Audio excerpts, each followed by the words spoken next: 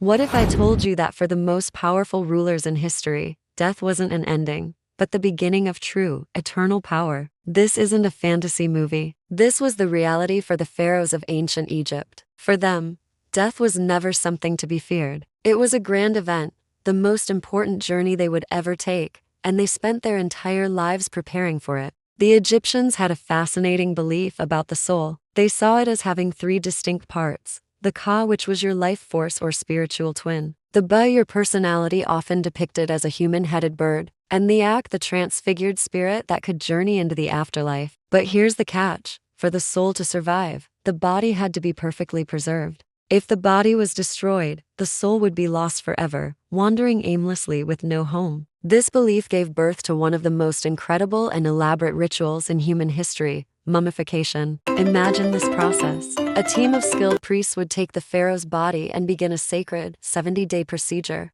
They would carefully remove the internal organs: the brain, lungs, liver, and intestines, leaving only the heart, which they believed was the center of intelligence and emotion. These organs were preserved separately in special jars, called canopic jars, to accompany the pharaoh into the afterlife. Then, the body was packed inside and out with a type of natural salt called natron. This completely dehydrated the body, preventing it from decaying. After 40 days, the body was a dried, preserved husk. Next came the wrapping. Priests would meticulously wrap the entire body in hundreds of yards of fine linen bandages. But this wasn't just about covering the body. Between the layers of linen, they placed powerful amulets and magical charms, each with a specific purpose to protect the pharaoh from evil spirits and guide them on their perilous journey through the underworld. The most famous of these is the scarab beetle, a symbol of rebirth and regeneration. Finally, a stunning, golden mask was placed over the pharaoh's face. This wasn't just for show. The Egyptians believed the mask would help the soul, the Ba, recognize its own body when it returned each night. But a preserved body needed a home and eternal house, safe from tomb robbers and the ravages of time. And so,